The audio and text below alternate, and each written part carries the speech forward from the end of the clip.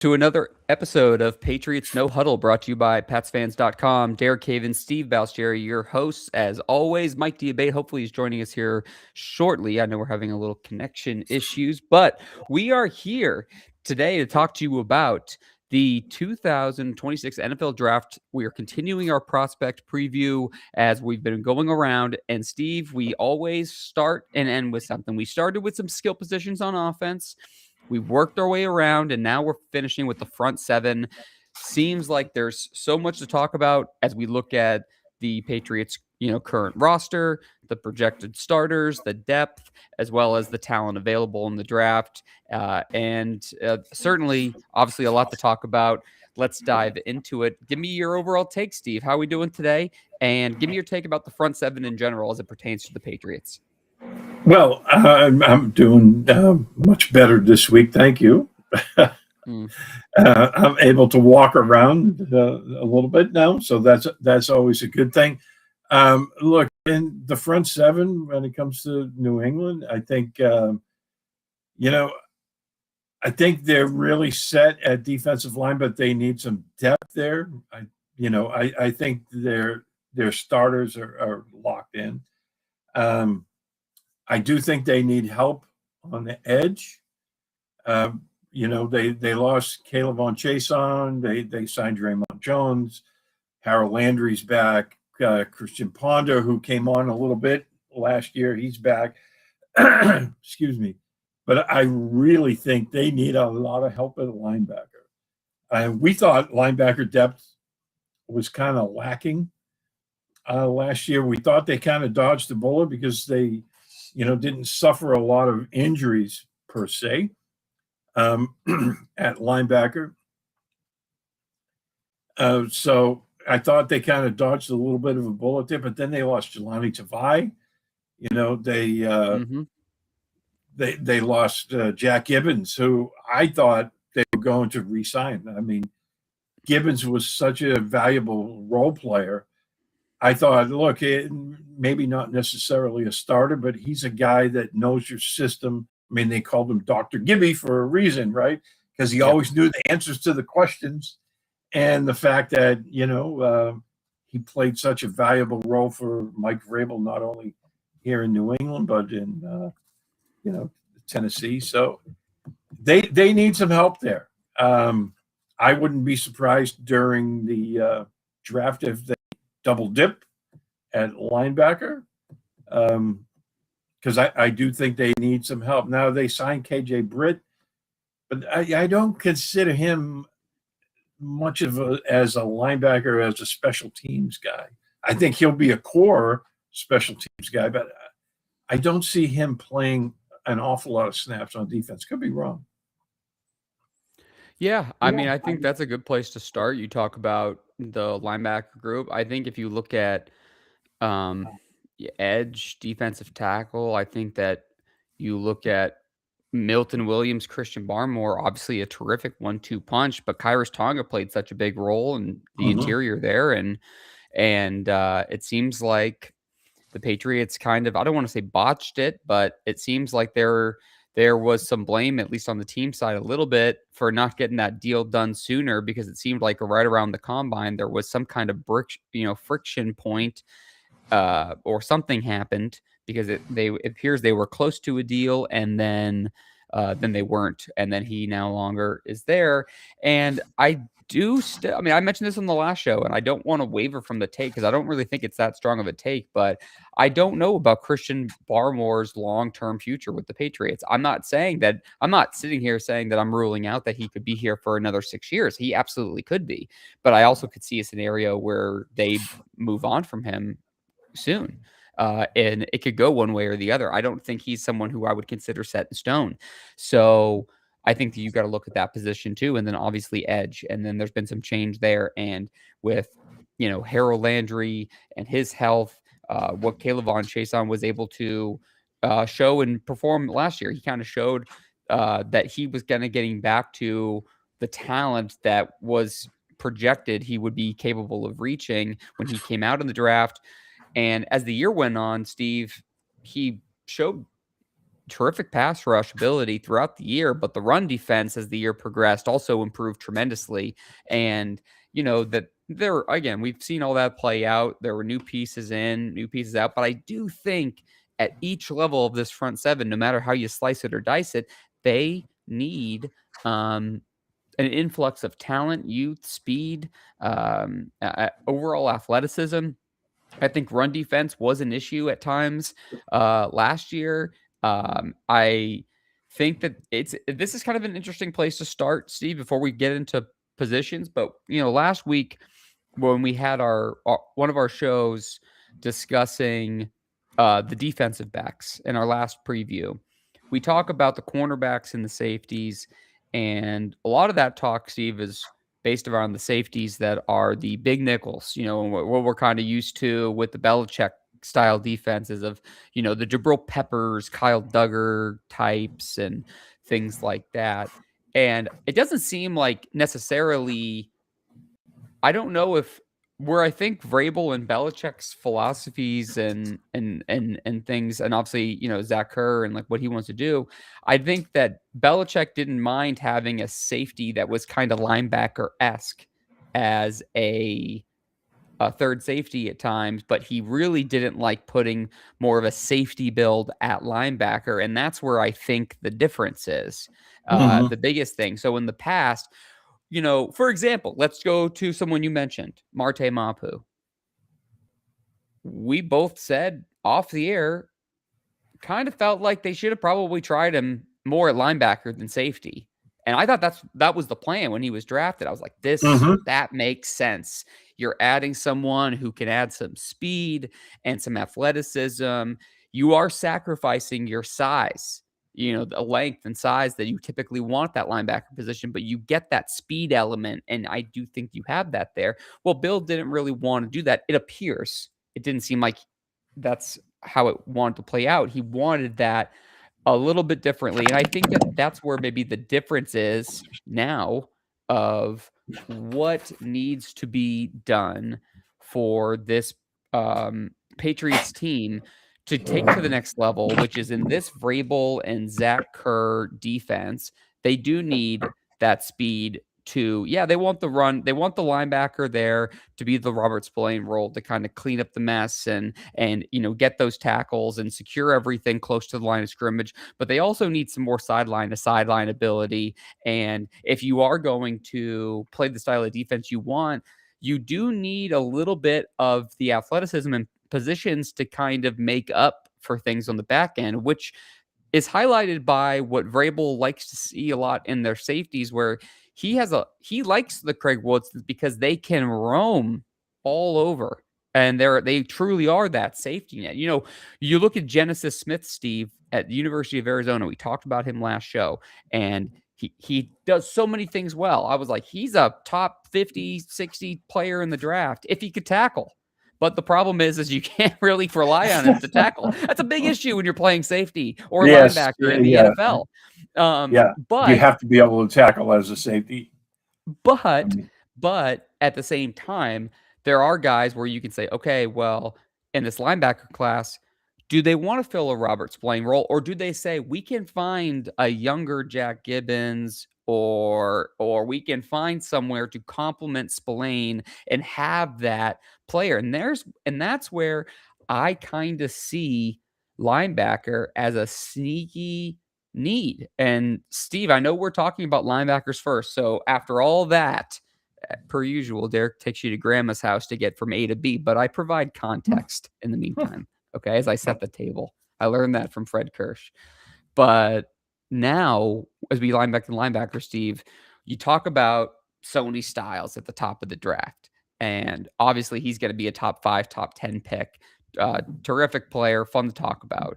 But there are some other guys too. And now we want to talk into guys that could be potentially there for 31 for the Patriots, or in that range. And I think right there, enters 2 names, Steve, and that's CJ Allen from Georgia and Jacob Rodriguez from Texas Tech. Those to me are kind of where you go first. And I know you're a big Jacob Rodriguez fan. Yes. Well, I like both of them. But look, if all things being equal, I think, if they were going to, use their first round pick on a linebacker. I think I'd all things being equal, again, I'd maybe rather have Rodriguez. I just really like him as a player. I like his leadership. Everything about him. He's not. He's not a big guy. He's average size, but his athleticism, I think, is, and he's very instinctive, and he just, I just love the way he plays the position, and I think he'd be an immediate starter. Now, that being said, I don't think they could go too far wrong if they decided to take Allen as well, right? Right. I think he's maybe not as good a coverage guy, but when you're talking about a really fast, sideline to sideline guy, and he's always around the football, right? So I think he's a guy that would make a lot of impact right off the bat. But, yeah. But there's a lot to like. There's a lot to like about a lot of these players in the draft. For one, I'll just start with Rodriguez. Everybody talks about his, football IQ just being through the roof and instincts. And do you look at if Rodriguez is there at 31, let's just say this. If he was there at 31, obviously this is a tough question to answer, so take it with a grain of salt, but is that someone that you would consider taking at 31 if he's available? Just flat out. If he's there, is he under consideration in your mind? Oh, I think so. Look, we just said they lost a lot of their depth at linebacker, and granted, Spillane and Ellis are the main two starters, and they're back, but you can't just rely on those two guys, And like I said, I just, I might be proven wrong, but I think Britt is more of a core special teams dude. So, I think linebackers are a very big need for them. And I think he's a guy that you could plug and play one.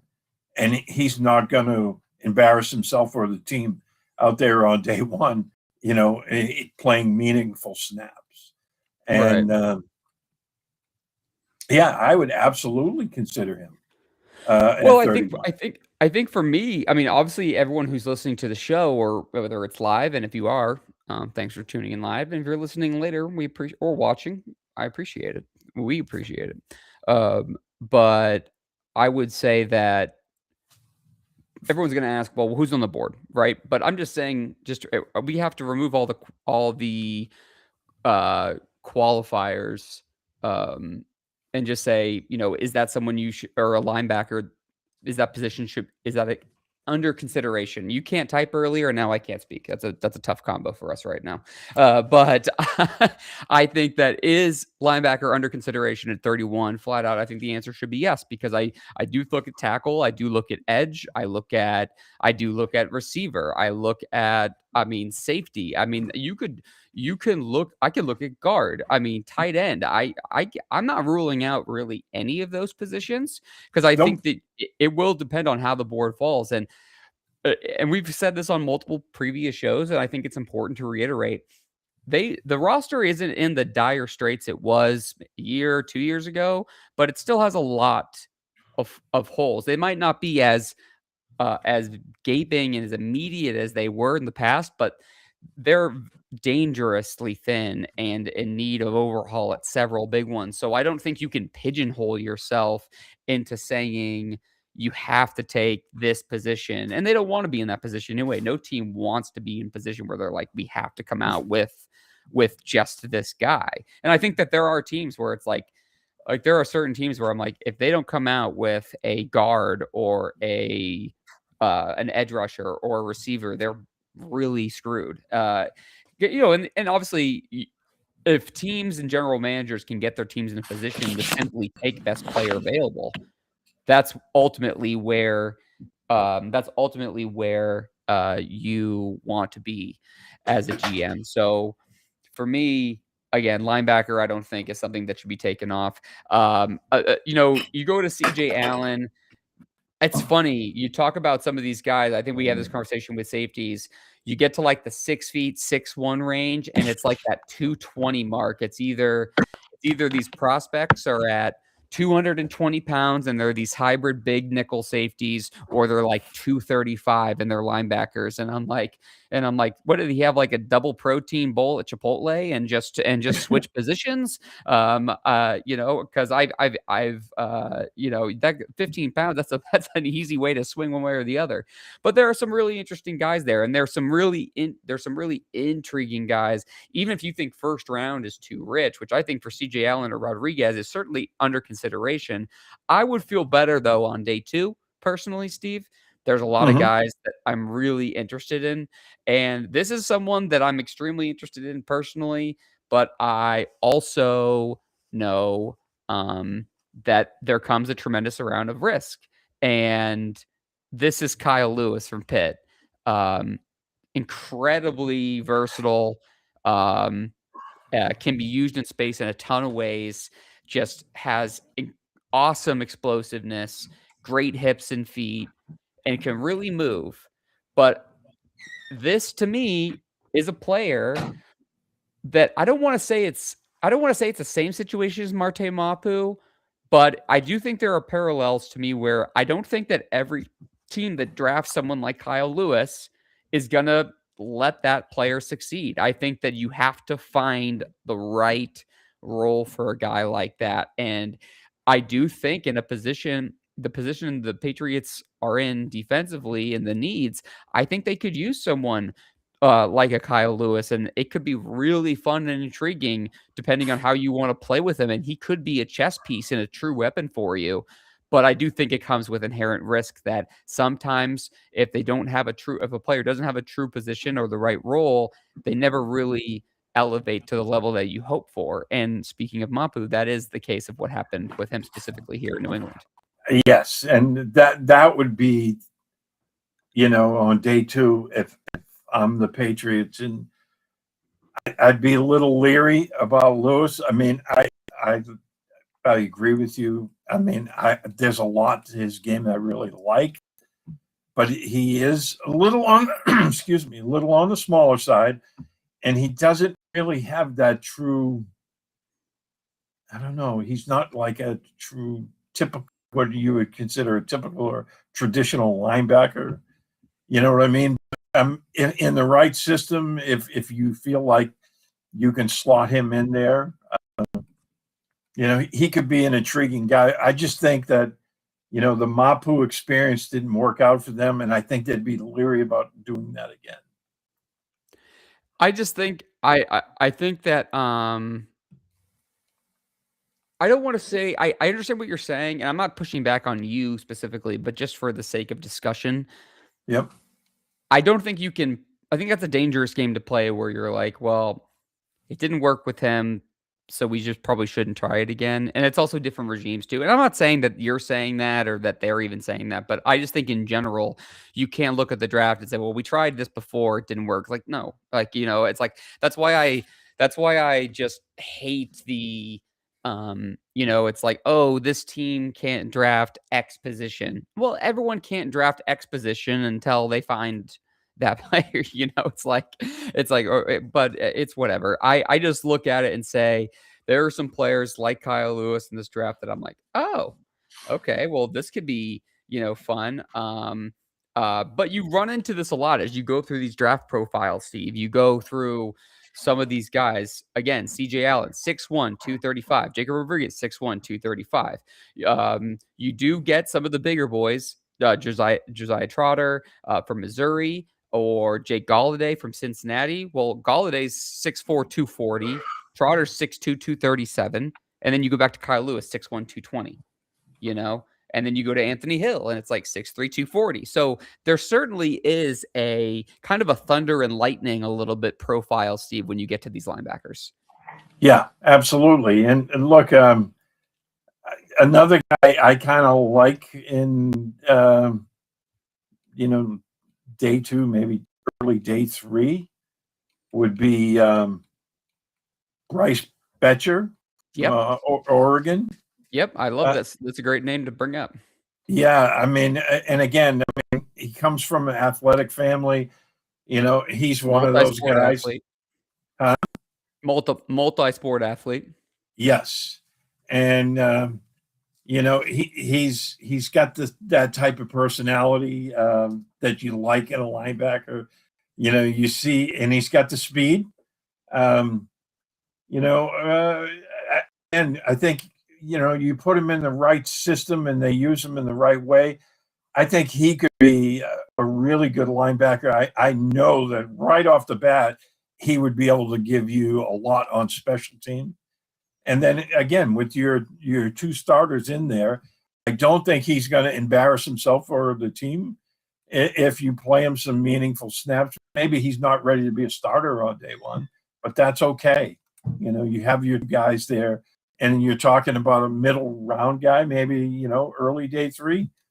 But I like him. He's another guy I really like. Yeah, I really like him a lot.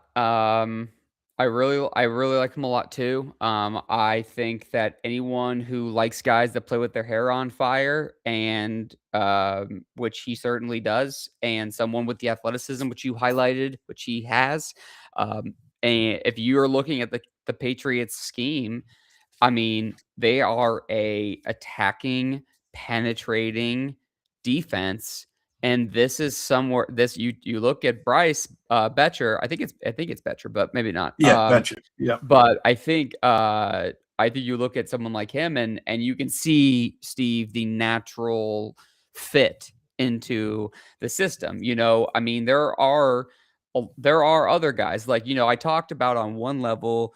I talk about Kyle Lewis. I also think you can look at, a guy like LSU's Harold Perkins. Again, unique athlete, okay? But because of his size, which is again 6'1", 220, you're seeing a theme with this draft class. Anyone who wants to rip through this, you're going to see it's like there's almost no, it's like black and white. It's like, do you want the 6'1", 220 that you're going to roll the dice that can play sideline to sideline, or do you want the thumper? And I'm not saying that the Patriots could potentially have a need for both, but I think that you can certainly play with that. But to me, Perkins is another player, Steve, where you watch him and you're like, if the right coach gets their hands on this guy and things click, I think he's a Pro Bowler, like legitimately a Pro Bowl player. But could he be out of the league in 3 years? Yeah, I think he could be. And that's a scary thing to pick when you're talking about a day two selection. I'm sorry. Yeah. Oh, you're okay. My dog decided he was going to start screaming, so I missed the last part. But yeah, look, I think there's plenty of guys, that fit what they want to do, be aggressive and all that. And look, what was the last guy you mentioned? Perkins? Yeah, Harold Perkins. I mean, the left Yeah, before from LSU. Yeah, and Yeah, so again, I mean, yeah, he's a little bit lighter, than the average guy. But then, if you want to go the other direction, right? It's Kendall Daniels from Oklahoma, who's like 6'5", 240.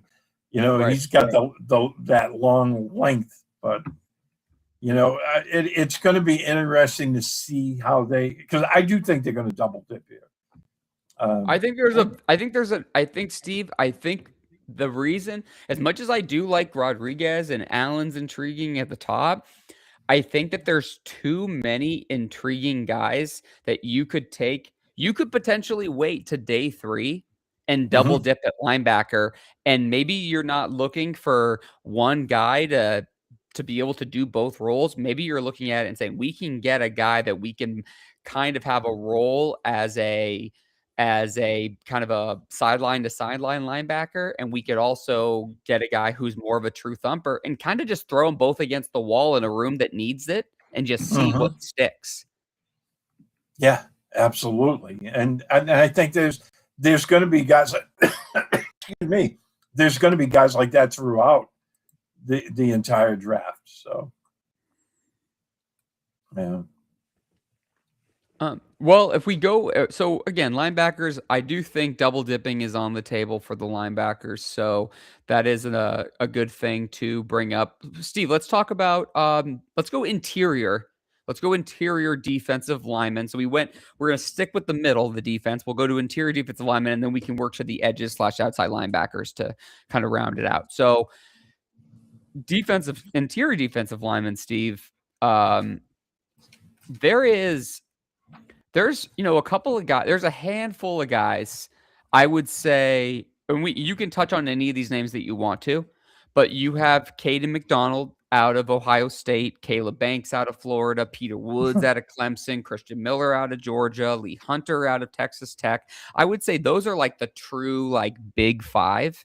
And as you talk about interior defensive linemen, but I think this class offers some really intriguing, and this works out really well for the Patriots, is because I do think they need a body there, but I think they could legitimately, similar to linebacker, wait to day 3 and fill a need for depth and role and a role player in that defense to literally pretty much. I think you can find one round 4, round 5 that can play significant snaps for you in year 1.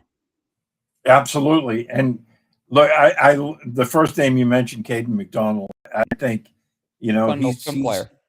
Oh, he's an excellent player, and I have him written down on my cheat sheet here. I think he's one of those. Excuse me. He's one of those big, space-eating kind of guys who, excuse me, who's going to play really, really well in the NFL. A couple of other guys, maybe, like you said, maybe day 3, that can play. And, the guy they call Big Citrus, Dominique Orange from Iowa State. Yep. Right. He's a guy, another one. I think, he could, his run defense is really, really good. Excuse me. I got the hiccups here. I apologize. No worries. But another guy, in the later rounds, Dante Corleone. Of course, if Mike was here, he'd love that because it's a Godfather reference. I knew one of you. I'm glad you brought that up because I knew one of you were going to do this for that reason, and I'm trying to message Mike and participate in the show. I was about to tell him because he's having issues with the computer. I was literally about to be like, "Buddy, we need you to get through here for this reason alone." I got Corleone coming over here. What are we talking about? The Godfather is Corleone, right? So he's going to make them an offer they can't refuse in the middle, right? I mean, he's a big guy. He's like 6 foot, about 340, and again, just an absolute space eater in the run game. And that's, they're going to miss that with Khyiris Tonga gone.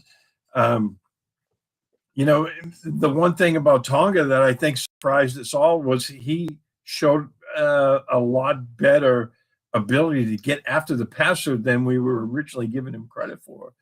And, I think that was invaluable during the season, especially, when Milton Williams or, Christian Barmore, needed a break. And, he came on the field and he was still able to push the pocket. So that's something that, we're definitely going to keep an eye on. Another guy I like, maybe, I don't know, I'd say 5th round, Zane Durant from Penn State. Good name. Kind of a little undersized, but I like his game. Yeah, just somebody to throw a name out there. Yeah, no, I'm glad you did. I mean, again, I could run through a couple of them. I mean, I will say this. I love Caden McDonald from Ohio State. I think he's a really good player. I think with the needs with the team for the Patriots and the depth of the class and where you could get a player in 2 or 3 makes more sense for the Patriots to not take someone like that in the first round. I do really like. I very much like Peter Woods from Clemson. I think he is tailor-made to I think like him and Milton Williams would be so fun on the inside. Mm-hmm. But again, you're talking about in the scenario of they want to move on from Christian Barmore. That's a big order to do, and that's only if they do want to move on from Christian Barmore. I'm not saying they want to, but to me, you're looking at um, a player that I just think has so many tools. And if you get him in this scheme with another running mate in the middle, it's like, hey man, just go hunt. I mean, I think that he's Woods is probably going to be, I'd say, when we're going into Friday, Steve. So you're talking rounds 2, 3. Like, I think he's going to be like one of those names they're talking about before the second and third round start, where it's like the top 10 players to watch before round 2. I think Peter Woods is going to be on that list. Yep. And I just And, don't know if, for one, if he makes it to where the Patriots pick or if it's worth moving up for him. I'm not sure, but I do like him. You mentioned Dominique Orange, good name. Corleone, you mentioned. And then also the Durant from Penn State. I'll pick a couple different names mm-hmm. too. I was kind of intrigued with, again, this is in kind of conjunction with the fact that where they're going to take this player and what his role could be. But Rashawn Benny from Michigan is a player who I'm like, okay, you could get, late 4th round, 5th, early 6th round, somewhere kind of in that range. And he's a player who you could plug in. And yeah, you're probably not going to get a ton of pass rush from him. But if you're talking about depth as someone who you need to keep your interior guys fresh on early downs, but you need to beef up the middle for some good run defense, maybe you look at someone like Benny who brings some size, brings some power and some edge to the run a little bit. I think that would be interesting. But again, I do think that this class offers very solid starting players in the first 3 rounds. And I think day 3, there are not only starters there, but also role players depending on the type you need. So I think that is the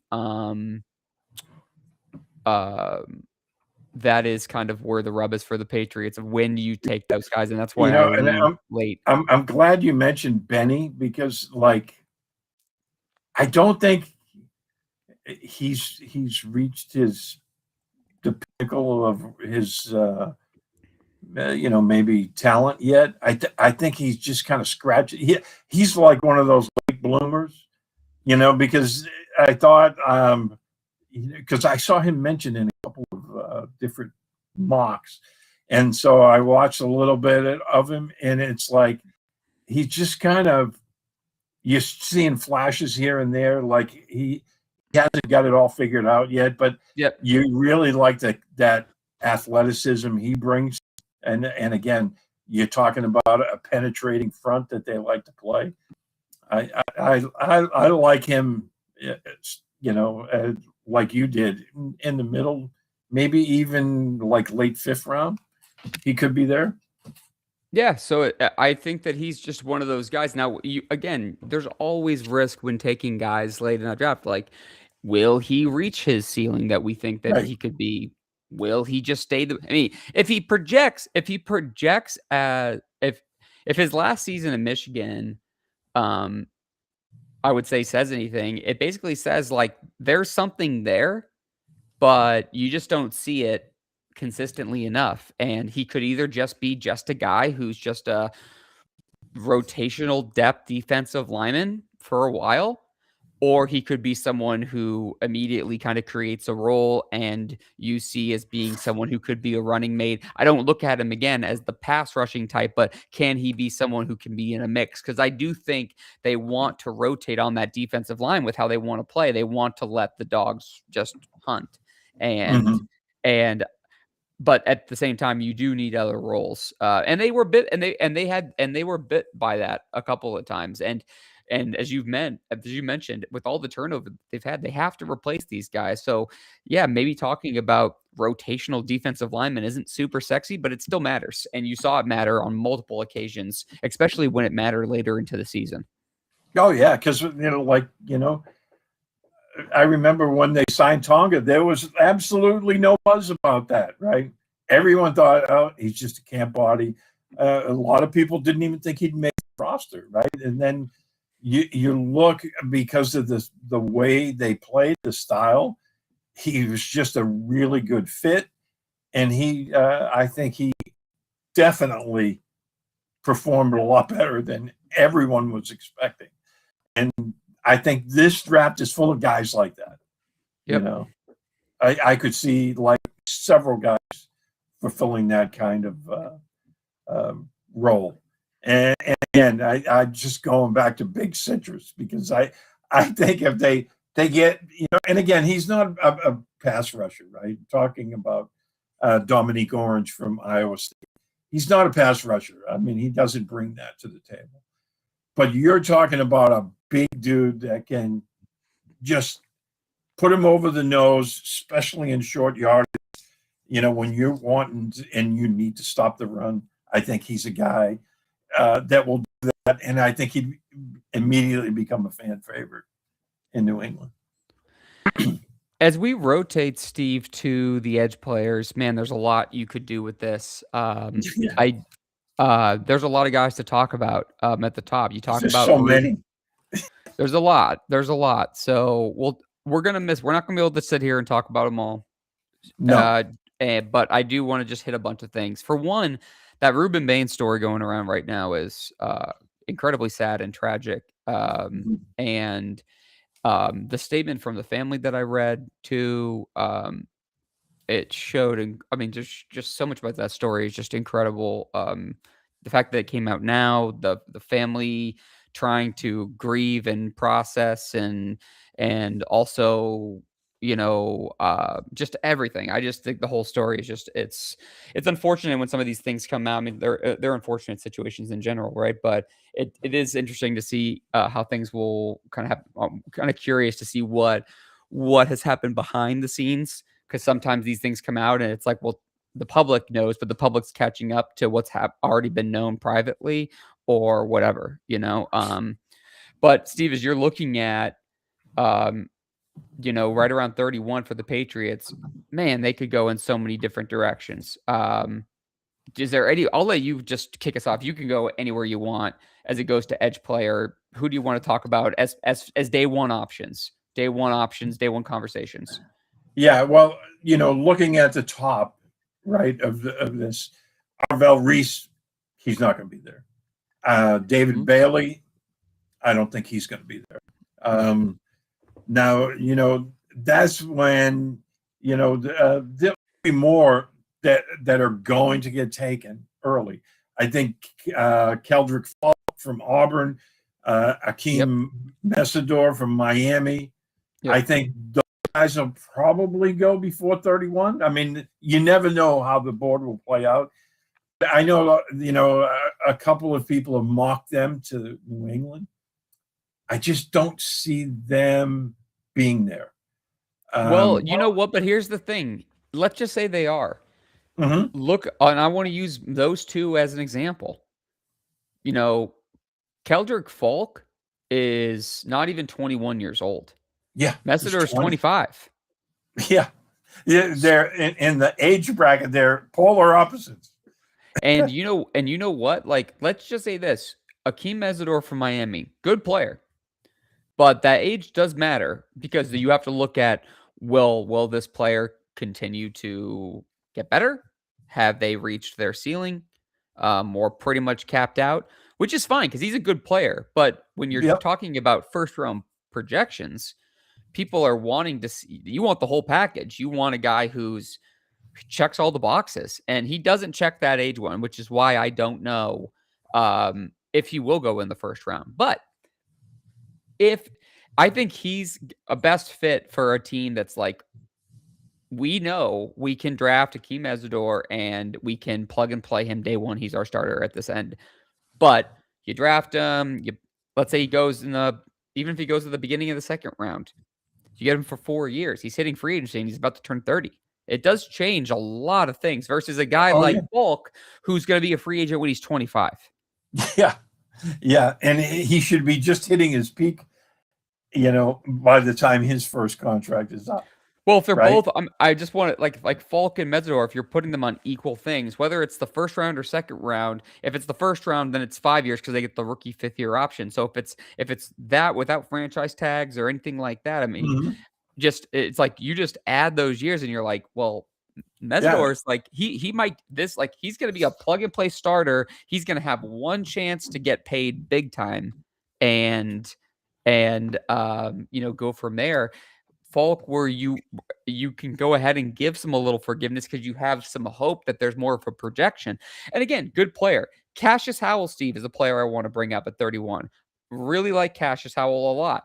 He has incredibly short arms. And that's And that's the one reason why I don't want them to draft. It has nothing to do with this tape, which I think is fantastic. But I think I can speak for both of us. I don't want to speak for you. I think we've had enough of the short arm crap for the last year plus, right? I mean, we went through all that last year. I hate to see that kid go through that this summer, right? If the Patriots were to draft him, you know what I'm saying? That's the only reason I would have against him. I think he's a fantastic. I think the intrigue for him, the reason Cassius Howell needs to be on people's radars will be I guess the Harold Landry comparisons. Yeah. So how can you not make the easy thing? But the short arms thing is a factor. And if you want to be a doubter about it, legitimately look at his arm length versus how other people with his measurables have fared. It's pretty much like slim pickings. So you could look at it and say, well, molds are meant to be broken, whatever, people can overcome it. Sometimes you just can't. I mean, heck, I just worry, him and Cassius Howell gets drafted and Will Campbell and him could be fighting in training camp, nipple to nipple. I mean, at this point. I don't know. But I just don't want to see that kid get put through all that because how the media can be in Boston.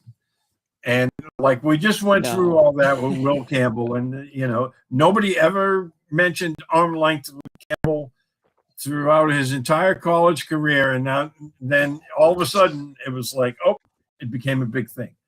And the same thing with this kid. I mean, his tape speaks for itself. He was extremely impressive, right? I mean, he was a unanimous All-American this year, SEC Defensive Player of the Year, first team All SEC, led the SEC in sacks, right? I mean, but all of a sudden now this arm length thing is going to be an issue, and that's, I mean, that one, it has nothing to do with this tape.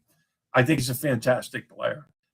I don't want to see him go through that because we're gonna have to there's so many names on this list that I'm just gonna rip off 3 names at a time.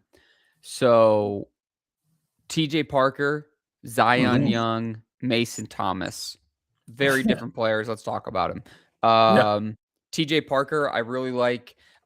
He does a lot of things well. I think he's relatively safe. I just think the biggest thing for me with TJ Parker is where are you going to get him?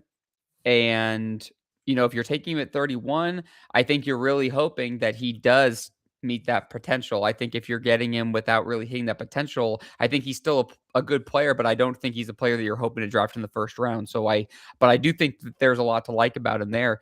Zion Young on paper looks like a really nice fit for what what the Patriots want to do. This is a little unfair because it's hard to really say this, but with some of the off the field or character or whatever it is, whatever the issues surrounding Zion Young, whatever it is, some of it is not as known to the public as it is to the teams. And so it's obviously that kind of goes with every player, by the way. It's they are obviously evaluating physical skills, but they also, even if a guy doesn't have has a clean, totally clean slate or whatever, they are still looking at family history and, upbringing and friends and everything that goes into it with all these guys and all these incidents, and they want to know the person that they're hiring for their company just as much as their skill set that they bring to the table. And so Zion Young on paper, I think, makes a lot of sense for the Patriots. And the last one, R. Mason Thomas, a player that I just love. I do. I get it. He's smaller. He's limited but he is so fun to me, Steve. He's explosive, and I just want to throw him into the Patriots defense and just watch him scream after opposing quarterbacks.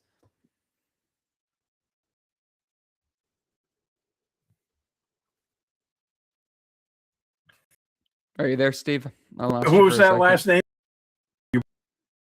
Just a tad. No problem. The last, I don't know if it was me or you, but the last name was R. Mason Thomas. I really, really enjoy. I was like, and I go back to, look, he's a little bit smaller, right, than the other guys that we've mentioned. But and I go back to, I mean, he's a little bit undersized. Right? We get that, but he's got that really quick first step. He's really violent. The Patriots, something that Elliot Wolf, yes, maybe I'm reading too much into it, but he was talking about it.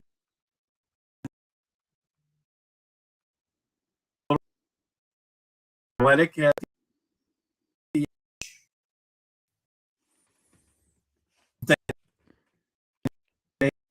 this the guy they're looking at. Right? Yeah. No, sorry, Steve. I think it's either me or you that's having internet issues. I heard some of what you said. Most of what you said. Right. But they need to get a little. They need to get a little more on the edge, and I think, Thomas might be, a really intriguing guy, because I think, you put him on the field in passing situations, and he has that explosive burst that you really like to see in the edge guys. Well, I think that with Thomas, you are just looking at him and saying, yeah, we know that he's limited, but he's really good at something that we need and we could use it. So let's just use him as a weapon and just say, yeah, he's not setting the edge. We have Draymond Jones on the other side to set the edge. Let's go with somebody to let loose. But I don't know. I'm starting to wonder if they want more size, Steve, at that position. So as we kind of keep going, I kind of get into some of my next guys too. Derek Moore out of Michigan, Malachi Lawrence out of UCF. I do like Romello Height and a little bit from Texas Tech. Those are probably my next like three guys that I would throw in that, but I really, really am intrigued by what Michigan's Derek Moore brings to the table, as well as what Malachi Lawrence brings to the table. What Lawrence specifically, he's going to either be a flash player, a role player, or he's going to develop and put it all together and be, I think, a very impactful player. It just depends on, can he simply put it all together? If Malachi Lawrence puts it all together, he could end up being one of the best value picks in the entire draft, because I think you're going to get a player where the Patriots are selecting in the second round. I think that you're getting a player there that would be, if he puts it all together, would be a top 20 pick. I just don't know if he can do that. Right. Yeah. And I like that. I mean, I think he's a really good player too. The only thing that, again, watching the tape of him, I think he's got skill to set, to set the edge against the run. He has that demeanor that you like, that attitude, and he has skill as a pass rusher. The one thing when I watched him that maybe I'm nitpicky here, but when you see those really good edge rushers, right? They always seem like, man, these guys can bend at a 45-degree angle. Yep. He doesn't seem like he has that. Yeah. You know what I mean? Yeah. And that's the only thing that would worry me. And again, maybe I'm just being nitpicky there. Well, I mean, that's what we're doing here, right? We are nitpicking. So that's all right. I mean, you are in the right place. I mean, I love to pick nits.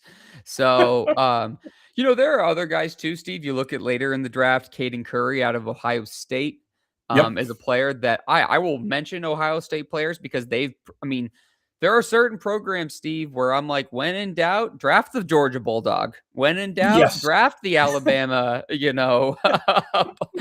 player. Draft the, and we're talking about Ohio State, like draft the Ohio State player. I'm okay. There are certain schools that have pumped out enough talent where I'm saying, okay, he might have been Batman at Ohio State, and he still might be Batman at the NFL, or he might be Robin at Ohio State. It's okay because we know that he's projected as Robin too in the NFL, but we're getting him on day 3. And I'm not saying that I like, there's things that I like and dislike, obviously, when we're talking about players but you're talking about players that are going later in the draft. But if you're looking at Caden Curry, I'm seeing a guy that put it all together his last year and really saw a jump in production. He's almost 23 years old. So I wouldn't say he's an old prospect, wouldn't say he's a young prospect, but you're at the 6'3", 260 range, really kind of building at the right time. He, to me, would make a lot of sense, especially when you factor in Mike Vrabel's Ohio State connection too.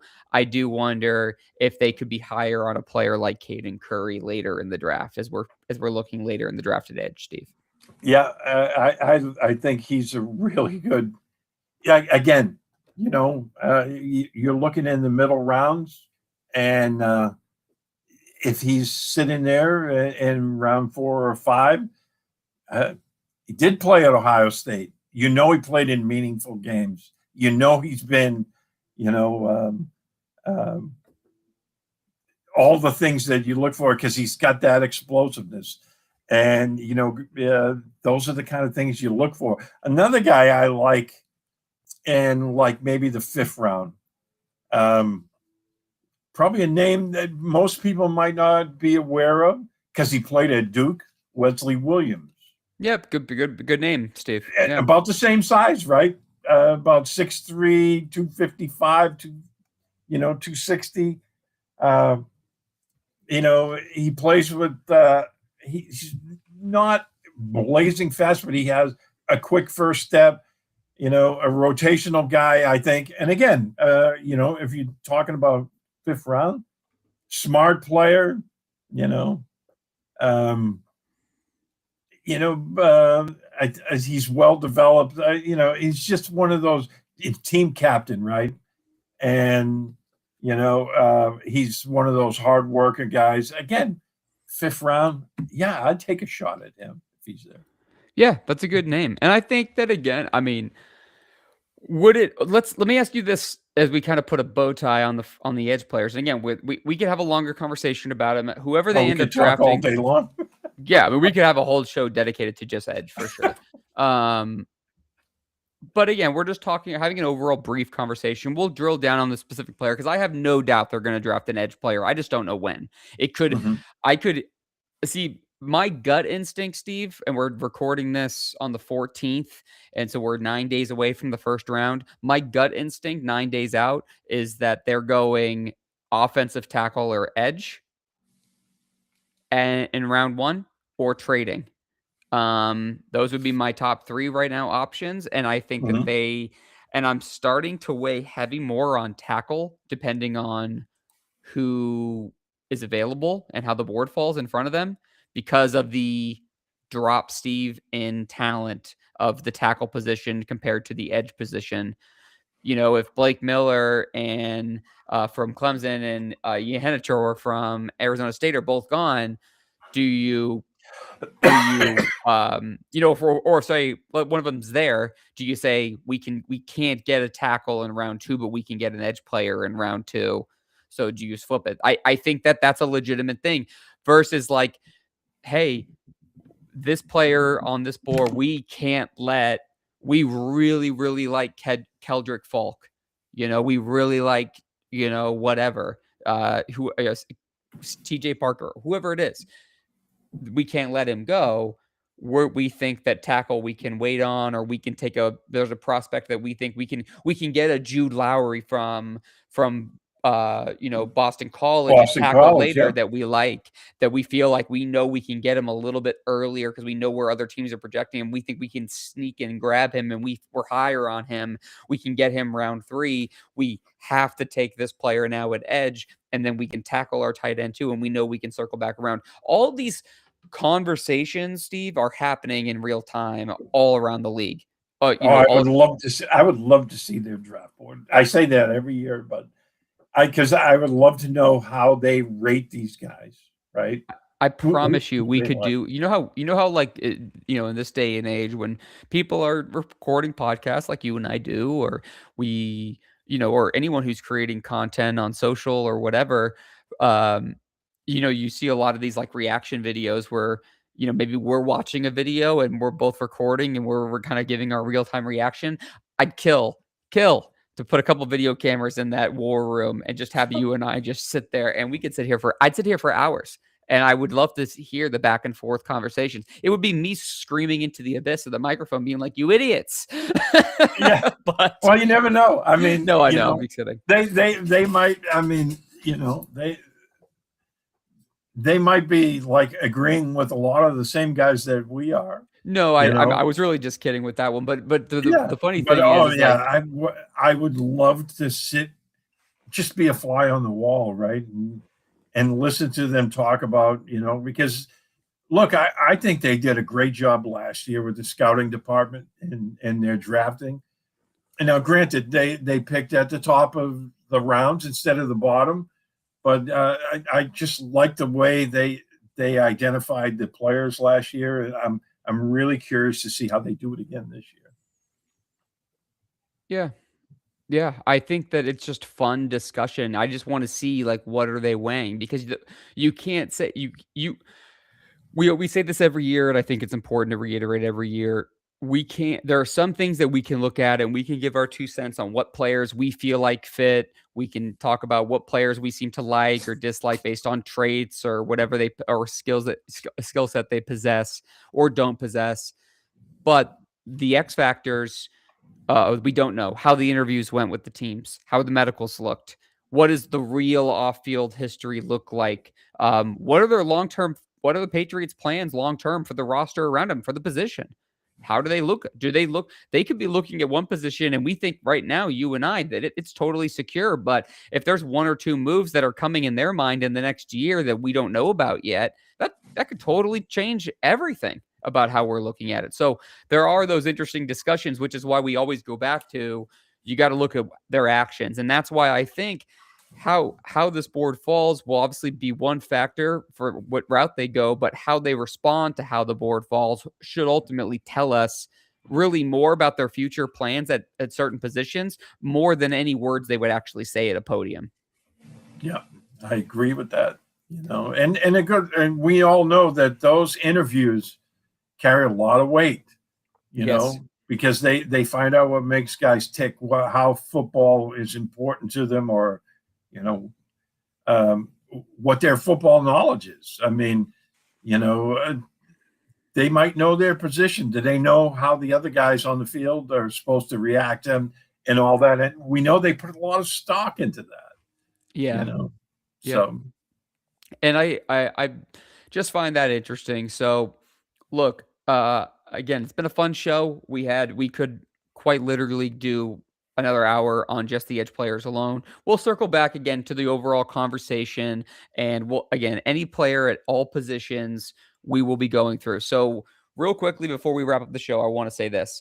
So we're recording this right now on the 14th. It's about 4:15 Eastern time. As soon as we can get it posted, we will. So if you're watching this on YouTube or you're watching this, whether you're watching in real time now, again, thank you. If you're watching later, please hit that subscribe button. It would mean a lot to us. And if you're listening on Apple or Spotify, if you could like us, share it, leave a review, it keeps us high in the rankings so other Patriots fans can find us. So I appreciate that. As far as coverage coming up, we are about 9 days away.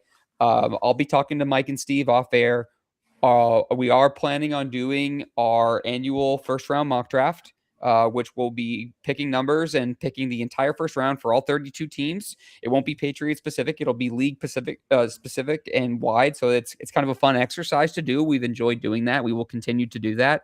And then we also want to do a show next week, kind of giving some final thoughts. As far as the actual draft itself, a couple people have asked if we're streaming live during the draft. We are not. Although I'm not opposed to potentially doing something on day 3, depending on what Mike and Steve want to do. But my thought was we would basically recap what they do night to night, and then we can look at the macro and whole view and really dive super deep into the players and the class as a whole at the end. So we'll keep you updated on that. But Steve, any final thoughts here on the front 7 as we wind down our positional group and we kind of touch the bases on these guys today? No, I think we touched on a lot of really intriguing names, but no, I agree with you. I don't think we'll be live streaming because that would be really interesting to be up until midnight and then have them trade out of the first round. Well, that's why I said day 3 for a reason. Because usually so I've been doing the same thing for like 10 years, and this is just what for like 10 years or so, the first round, I have like for me, I mean, it's different now that how I'm watching is just strictly fan on the couch. Like first round, I am just grabbing my screens to kind of have everything up that I want to have up, and I'm just kind of watching the drama unfold and just seeing how it plays out. Day 2, I've turned this thing into day 2 where I always cook like an extravagant meal. I don't know why. It's like this started with like my friends coming over and watching it. And one night one year we started doing surf and turf, and we just haven't stopped. So it's like so day 3, that's when I said maybe it's on the table, because not only the time difference we have to deal with too. I don't think we're going live, Steve, at 12:30, and I don't think your wife would care for you to be streaming in the middle of the night. So you're right. I don't think mine would either.